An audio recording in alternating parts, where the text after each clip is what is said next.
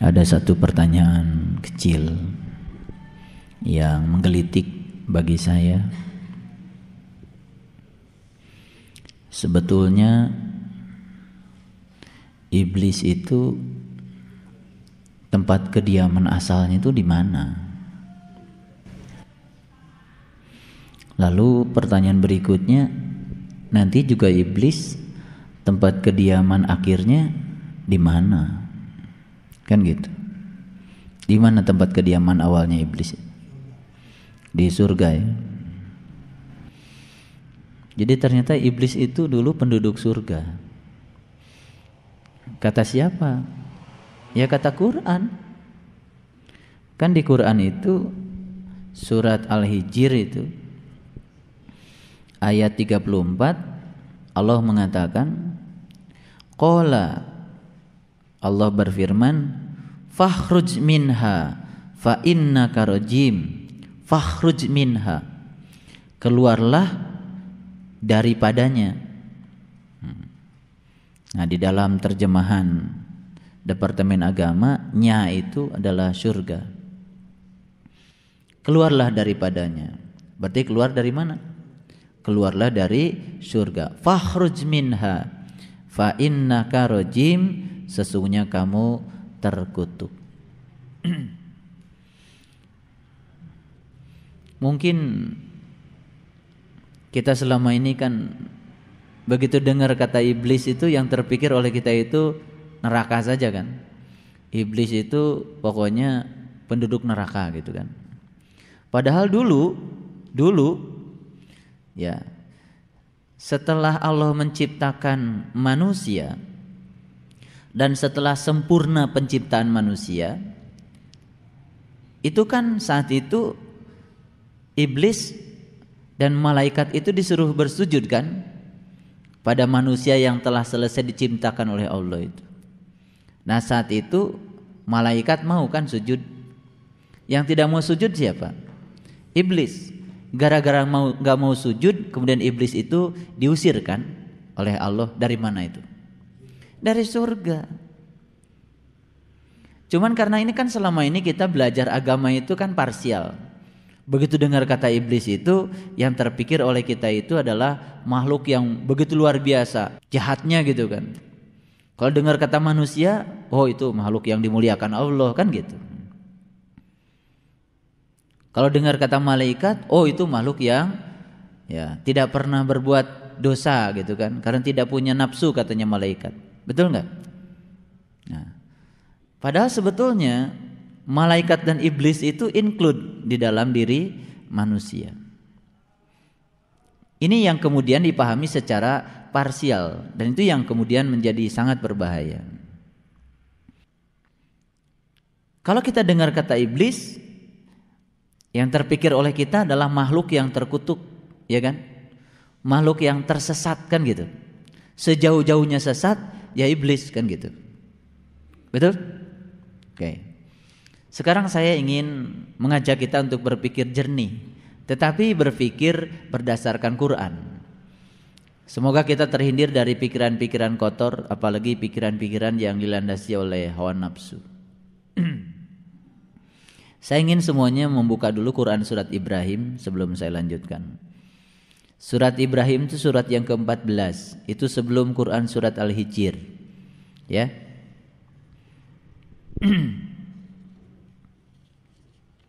Sudah ketemu? Ya. Tolong dilihat surat Ibrahim ayat yang ketiga. Saya ingin bacakan dari ayat yang kedua, walaupun tekanannya itu ada di ayat yang ketiga. Tolong dibaca dengan jujur membacanya, dengan hati yang ikhlas, yang tulus, supaya kita mendapatkan hidayah. Ayat yang kedua, ya. Lillahillazi lahu ma fis samawati wa ma fil ardh. Allah lah yang memiliki segala apa yang di langit dan di bumi. Jadi yang di langit dan di bumi kepunyaan siapa? Kepunyaan Allah. Kita ada di mana? ada di bumi kan. Nah, kalau yang di langit dan yang di bumi kepunyaan Allah, dan kita ada di bumi, berarti kita juga kepunyaan Allah. Kalau kita juga kepunyaan Allah, lalu pantaskah kita merasa memiliki sesuatu yang ada di bumi ini? Tidak pantas kan? Tapi suka nggak merasa memiliki? Suka. Saking merasa memiliki itulah kita kemudian mencintainya, ya kan? Saking mencintai itulah kita sering menderita, terluka ketika sesuatu yang kita cintai harus pergi dari kita. Betul? Itu yang kemudian disebut sebagai keterikatan. Jadi sebetulnya penyebab utama penderitaan manusia itu ya keterikatan itu. Keterikatan itu sebetulnya bukan keadaan cuek, bukan keadaan acuh tak acuh, bukan. Keterikatan itu sebetulnya bisa diartikan kita menjalani hidup dengan serius, mengerjakan apapun dengan serius, tetapi kita tidak pernah memikirkan hasil yang kita kerjakan.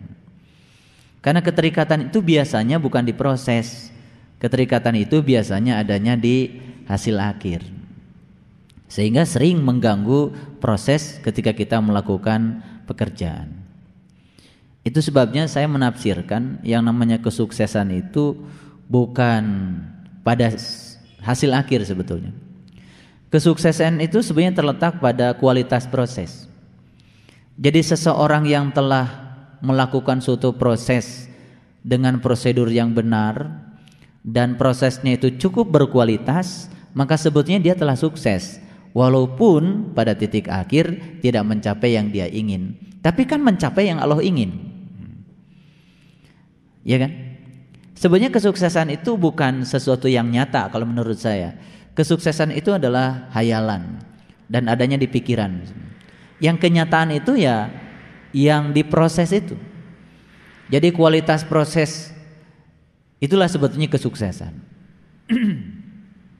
Makanya saya sering mengatakan tidak usah selalu berorientasi untuk menjadi orang yang berhasil, tetapi berorientasi untuk menjadi orang yang bernilai. Nah, nilai kita itu adanya di proses. Sama seperti kita memandang kehidupan. Ketika orang ditanya berapa deposito Anda, kemudian dia jawab sekian triliun misalkan.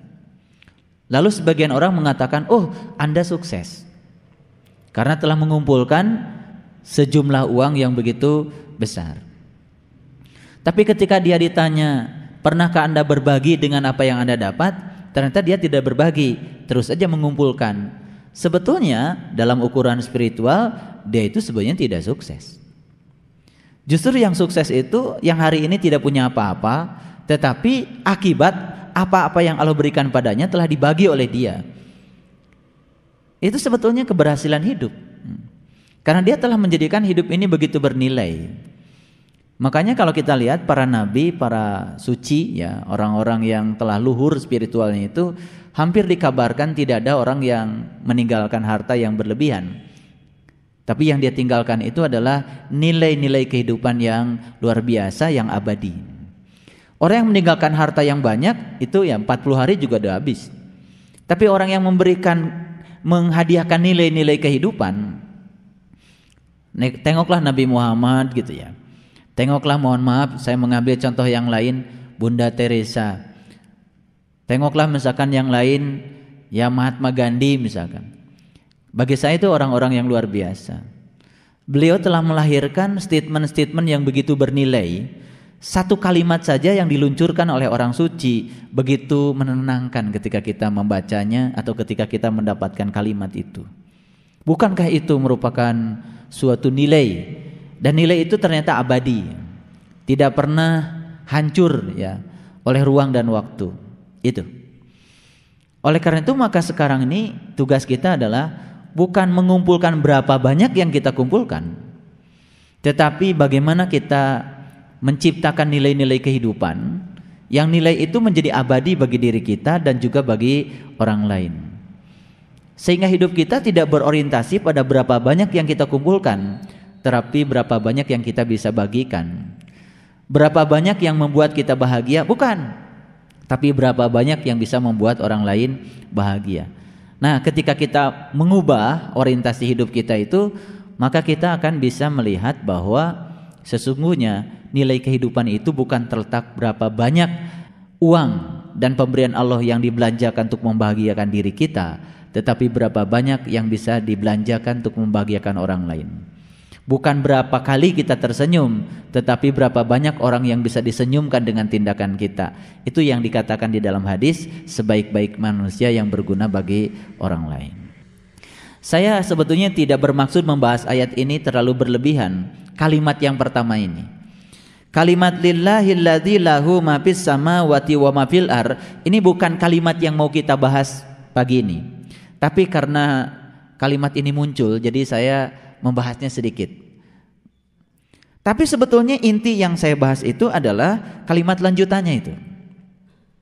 Di situ ada kata-kata wa wailul lil kafirin. Wail itu kan sering diartikan neraka. Betul enggak? Sebenarnya tidak masalah kalau wail diterjemahkan neraka. Tetapi ada juga yang menerjemahkan wail itu adalah kehinaan, kecelakaan, itu sama saja. Toh kehinaan dan kecelakaan itu pada dasarnya identik dengan neraka.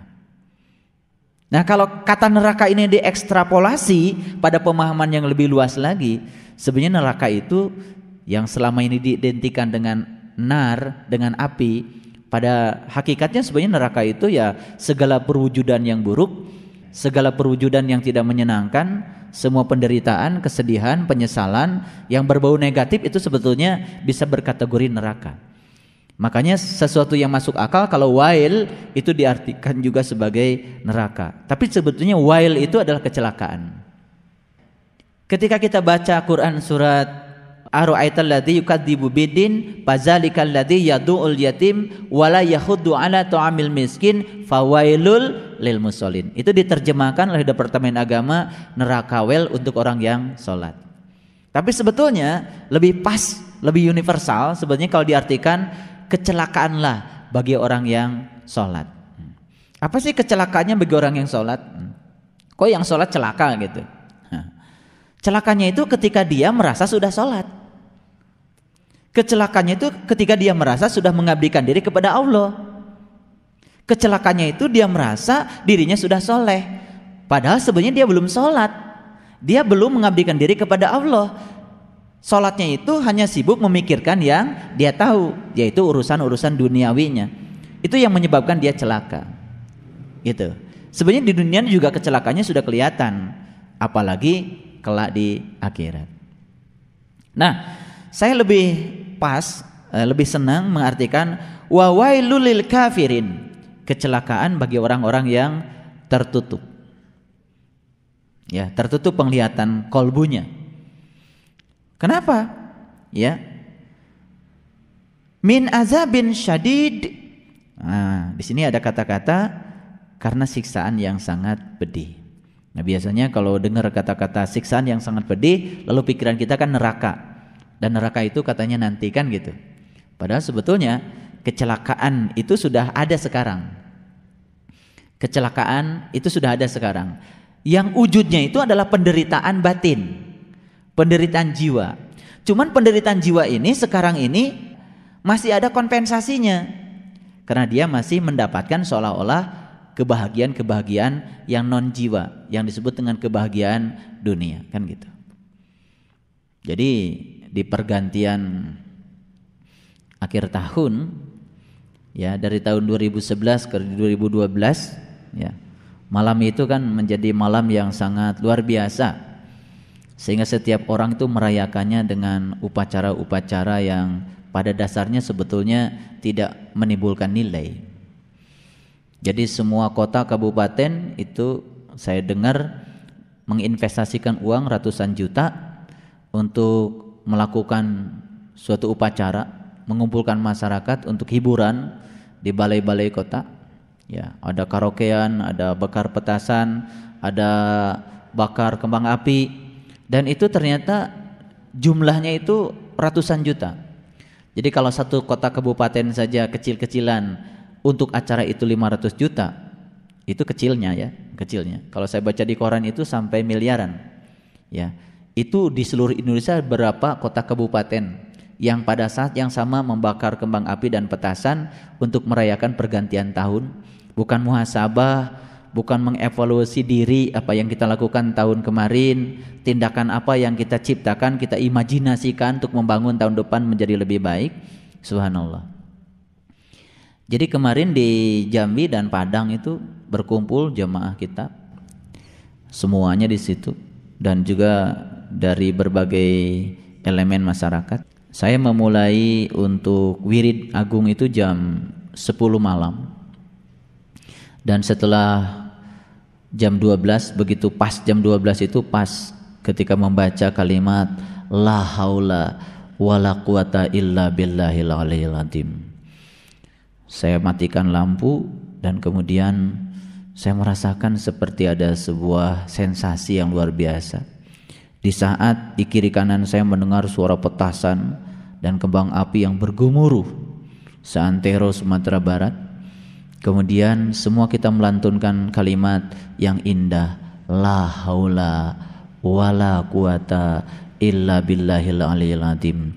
Dan kemudian semua sajak muhasabah, dan saat itu semuanya menangis histeris karena ternyata di saat kita pasrah total kepada Allah, Allah membukakan pintu kolbu kita luar biasa, dan semua orang yang hadir di situ menyaksikan ruangan gelap itu penuh dengan bintang-bintang. Subhanallah. Kalau saya cerita itu merinding ya, karena itu setelah selesai acara kemudian mereka sharing semuanya dan luar biasa. Ya, saya bilang mudah-mudahan ya wirid kita ini menjadi pasak biar bumi ini tetap beredar stabil di tempatnya di saat semua orang melakukan tindakan-tindakan yang mengurangi kestabilan bumi ini. Dan bumi ini kalau sudah tergelincir dari peredarannya ya itulah ya kehancuran. Jadi siksaan yang sangat pedih ini oleh orang-orang yang tertutup penglihatan batinnya itu tidak terasa. Karena gini logikanya, kita kan menjadi tidak nyaman dan tersiksa ketika lampu PLN mati karena kita sudah kenal lampu PLN nyala. Betul nggak? Jadi kalau tiap hari lampu di rumah kita nyala terus tiba-tiba mati, kan kemudian kita uring-uringan. Betul nggak? Uring-uringan, tidak nyaman. Mau ngecas HP nggak bisa, ya kan? Mau nyalakan microwave nggak bisa, karena selama ini kan kita dimanjakan oleh listrik. Mau nyalakan TV nggak bisa, ya kan? Semua aktivitas di rumah mati. Padahal dulu juga kan kita asalnya tidak bergantung pada listrik. Menjadi tidak nyaman ketika kita mencoba untuk bergantung padanya. Tapi orang-orang yang sampai hari ini tidak mengenal listrik, mereka hidup nyaman-nyaman saja. Kita itu menjadi tidak nyaman karena sudah kenal listrik. Betul nggak? Jadi orang yang belum kenal listrik sebetulnya nyaman-nyaman saja.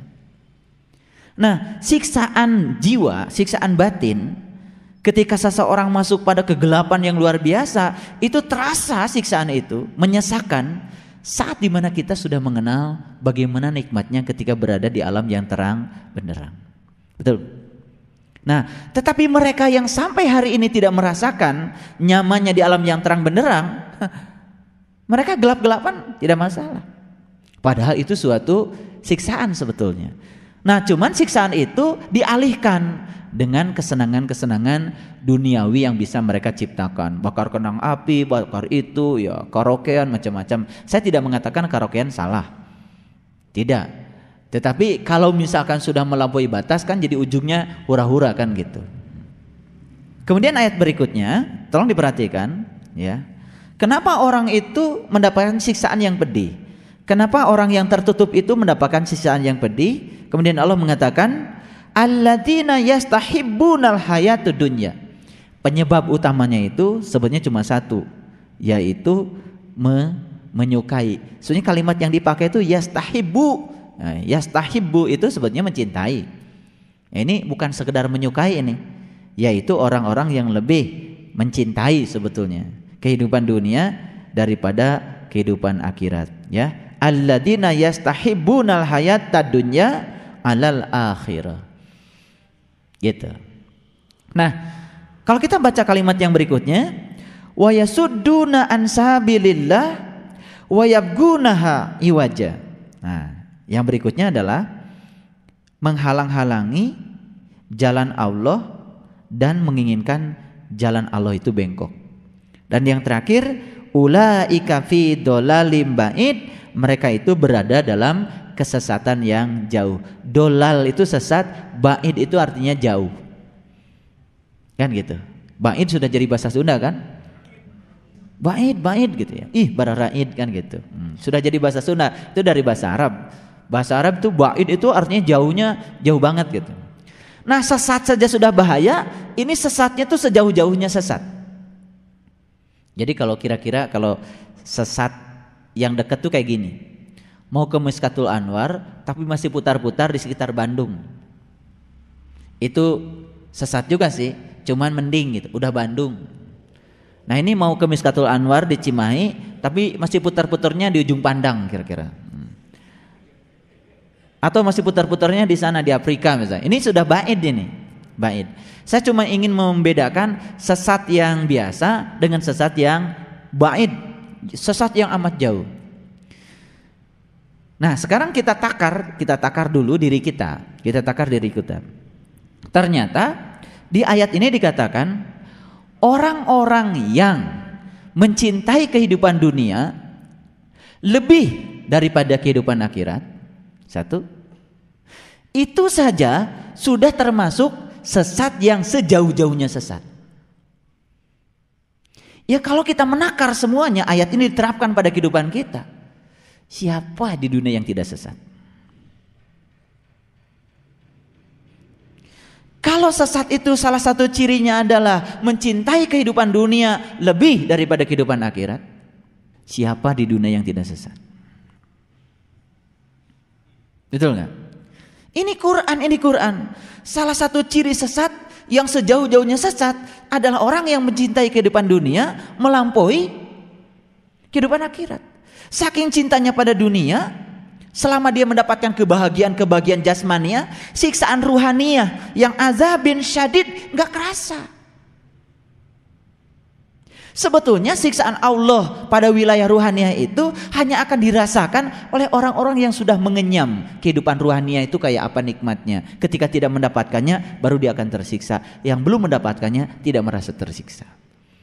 Makanya ya, ini bedanya antara orang yang tertutup dengan orang yang terbuka. Nah, apa sih maksudnya saya bahas ayat ini? Kan tadi kita sedang bicara setiap ada kata-kata sesat, apalagi sejauh-jauhnya sesat, neraka, macam-macam, selalu dikaitkan dengan iblis kan?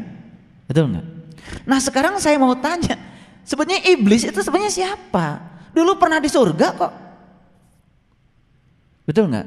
Cuman gara-gara memperkarakan waktu ditanya sama Allah, kenapa kamu nggak mau nyembah Adam? Iblis bilang karena Adam diciptakan dari tanah, sedangkan aku diciptakan dari api. Bagi iblis tanah dan api sesuatu yang berbeda. Menjadi berbeda karena yang dia lihat itu sesuatu yang bersifat lahir. Nah, kenapa manusia membeda-bedakan satu dengan yang lain? Kenapa? Karena dia masih terjebak di wilayah lahir. Lahir itu beda. Merah dengan kuning beda. Betul nggak? Orang yang pakai baju bagus dengan orang yang pakai baju kurang bagus, bagi dia beda. Yang sepatunya lecak dengan sepatunya perlente, bagi dia beda. Yang badannya tinggi dengan yang rendah bagi dia beda. Yang badannya putih dengan badannya hitam bagi dia beda. Selama kita masih ada di wilayah yang bersifat jasmania, yang muncul itu adalah kebiasaan membeda-bedakan. Jadi yang suka membeda-bedakan manusia satu dengan yang lainnya, berarti menurut Quran secara hakikatnya dialah sebetulnya iblis.